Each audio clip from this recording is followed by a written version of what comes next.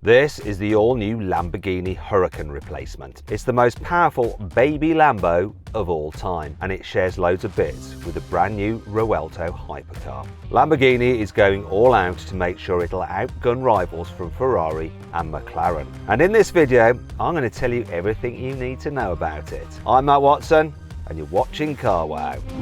Buy, sell, carwow. Lamborghinis have always looked mental, and I don't just mean flagship supercars like the Diablo, Murcielago and Aventador. Even baby Lambos have been getting crazier and crazier with each generation. This is what the very first Gallardo looked like when it came out back in 2003. And this is one of the very last Squadra Corsa versions. They were basically GT3 cars with number plates bolted on. But that car's replacement, the Huracan, got even more wild. The Performante versions looked epic, but the STO was on another level. And the off-road Starato? Well, that's just insane, isn't it? So how is Lamborghini going to top all that? Well, this is the brand new baby Lambo that'll replace the Huracan. You'll immediately recognise it as a Lamborghini, thanks to that iconic wedge shape. And there are plenty of bits inspired by the Huracan and Gallardo, as well as the brand new Ruelto flagship. But the front end is very different from any recent Lambo. Sure, it's still covered in massive intakes and loads of angular creases, but the headlights are very thin, almost like those on a Ferrari SF90. The hexagonal daytime running lights inside the grille are also really unusual. They remind me of giant rally fog lamps, and they really help make the new Lambo stand out. I've never seen anything like these on a supercar before. It looks pretty similar to the old Huracan from the side, but the tall air intake on the door reminds me of the Gallardo. But my favourite angle of this new car is round the back, which was definitely inspired by the new Ruelto. There's a massive central exhaust in the same place as the Ruelto's dual tips, and the thin brake lights and giant rear diffuser are very similar to that car's too, and so is the double bubble roof and the partially exposed engine. In fact, Lamborghini's plans for this engine might come as a shock to die-hard fans, and I'll tell you more about that in a moment. And speaking of die-hard fans, what does a famous Lamborghini fanboy think of this new car? So, what do I think of the new Lamborghini Huracan? Well, you guys know I'm an Aventador fan and the doors don't go up. I like the light because that is very Lambo. I think the rear heavily looks like a McLaren. It's okay. I've not really been a Huracan fan ever, so I'll stick with my Ruelto, but I'm sure it will do very well like all Lambos do. So I repeat, Lambo all day, every day.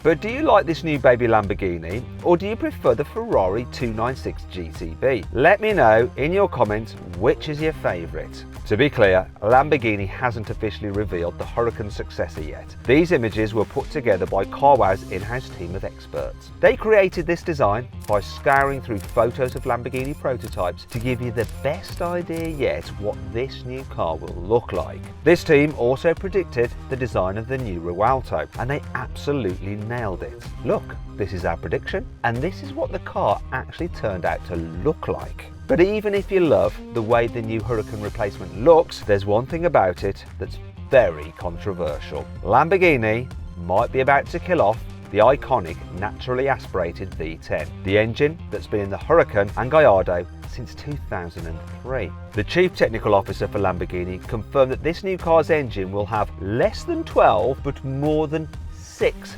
cylinders. To be fair, a V10 would fall into this category, but it's unlikely they're going to use the old engine because of emissions. And in today's era of constantly downsizing and using smaller capacity engines with turbochargers for reduced emissions, it's more than likely the 5.2 litre naturally aspirated V10 will be swapped out for a twin-turbo V8. Now, does this mean it will get the same engine as an Urus SUV? Well, no. That car's 4-litre twin-turbo V8 has a cross-plane crank, which means it delivers more low-down torque and a bit less top-end power, more like a classic muscle car. Lots of V8 sports cars and almost every V8 supercar uses a flat-plane crank. These engines produce more power at higher RPM, and they rev more quickly. Plus, if done right, they sound amazing. If done wrong, they can sound a bit dull. I'm talking about you, AMG. Yeah, Black Series.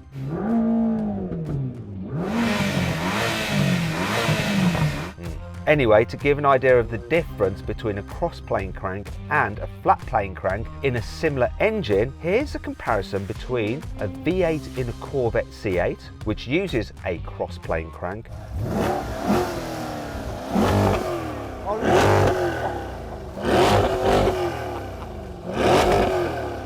and the V8 in the Z06, which uses a flat plane crank. It makes the American car sound more like a Ferrari than a Corvette.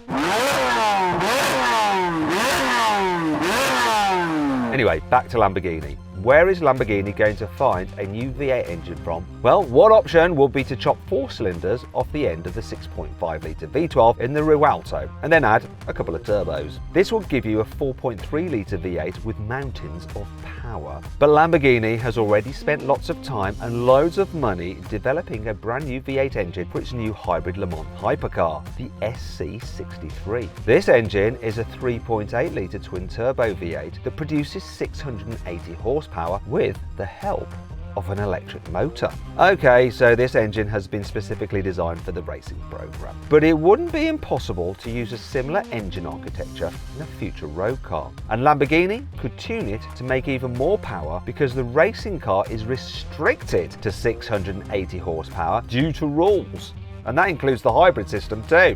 Now, these rules don't apply to road cars, so Lamborghini could easily tune this engine to make much more power than in the old Huracan Performante, STO or Technica models. They all had 640 horsepower from their 5.2 litre naturally aspirated V10s, and they were all seriously quick.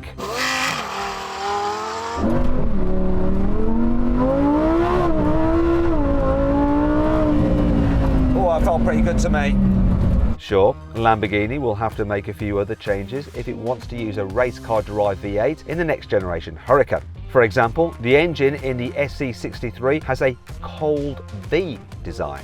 This means the turbos are mounted outside the cylinder banks for better cooling, and it also makes them easier to maintain. But most modern V8 road cars use a hot V setup instead. This is where the turbos are mounted between the cylinder banks in the middle of the engine. This may not be so good for heat, but it helps the turbos spool up quicker, and it means the catalytic converters can work more effectively to reduce emissions. Okay, so Lamborghini owners probably don't care very much about emissions.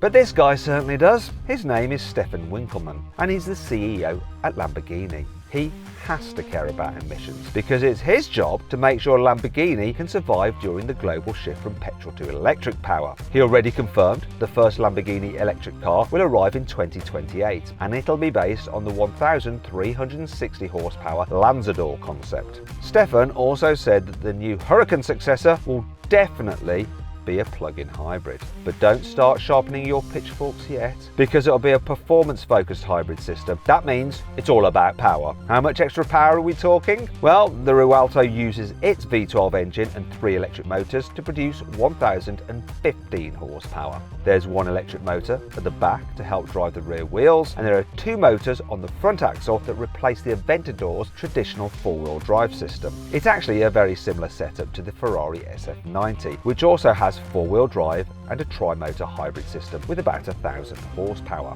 Lamborghini hasn't confirmed whether it will give the Huracan replacement 3 electric motors. But Stefan Winkelmann did say Lamborghini's new plug-in hybrid engines will all come with a dual-clutch gearbox. This is important because the Rialto's dual-clutch gearbox has been specifically designed around a 150 horsepower electric motor, and there's a strong chance Lamborghini will reuse this for the next generation Huracan. Combine this motor with a twin-turbo V8 producing more than 640 horsepower, and you've got an 800 horsepower hybrid supercar. That's more powerful than any version of the old Aventador. Okay, so it probably won't sound as good as the naturally aspirated V10 in the old Huracan, but it should sound much better than the 3-litre twin-turbo V6s you get in a 680 horsepower McLaren Artura and 830 horsepower Ferrari 296 GTB. But to be fair, the Ferrari engine does sound kind of good. Have a listen to it.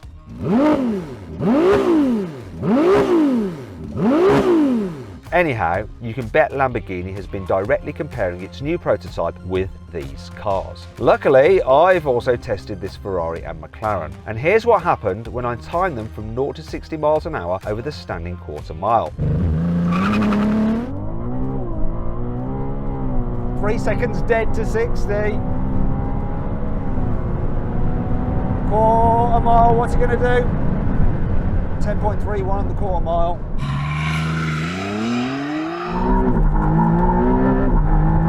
Not 60, 3.01. I'd say that was on the money. Quarter mile, 10.5 seconds. Those times are incredibly close, and it shows how crucial it is to manage traction with a hybrid performance car, especially if you only have rear-wheel drive. Lamborghini hasn't confirmed whether the new Huracan successor will have 2 or 4-wheel drive, but there is a strong chance it could go back to being rear-wheel drive only. This would make the car lighter to offset the weight of a hybrid battery, and it would also make sure this new baby Lamborghini doesn't tread on the Rialto's toes. There's also some evidence that Lamborghini might prefer rear-wheel drive for its smaller supercar. Just take a look at the Huracan Technica. This was one of the last versions of the Huracan you could buy, and it was supposed to be a sort of greatest hits of all the Huracans before it. Essentially, it combined all the best bits from all the previous versions of the Huracan into one flashy send-off. Interestingly, it was only available with rear-wheel drive. In fact, if you want to watch my full in-depth video review of that car, click on the pop-out banner that should be appearing in the top right-hand corner of the screen now, or follow the link in the description of this video below. Now, I reckon Lamborghini will play it relatively safe with the new Huracan replacement, at first at least. It could start with a single motor hybrid with around 800 horsepower, and it could save a crazy 4-wheel drive version with even more power for a bit later on. Probably after a faster version of the Rialto has been revealed, like an S or an SV or an SVJ. Sticking to rear-wheel drive will also keep the price down. When I say down, I mean down to the level of a Ferrari 296 GTB. And that car will set you back more than £240,000. That's about £30,000 more than the old Huracan Performante cost. But that's just the way it goes these days. A base model of the new Rialto costs £450,000. That's over £100,000 more than the super limited edition Aventador Ultimate. So don't expect to get much change from £250,000 for this new baby Lamborghini when it arrives next year. In fact, Lamborghini has confirmed it will reveal the new car in late 2024, just after it shows off a new plug-in hybrid version of the Urus. So to make sure you don't miss out on any of those updates as soon as the news drops, subscribe to this channel right now and hit the bell icon to turn your notifications on, because you can rest assured we'll be informing you as soon as that information lands. Anyway, thanks for watching. I hope you'll enjoyed the video. If you did, give it a like. Let me know what you think of it in the comments below. If you want to watch some more videos, I've picked a couple out for you there. I think you'll like. Just click on those windows to watch them. Or if you haven't done so already, make sure you subscribe to this channel. You can do that just by hitting the carwow logo there. Simple.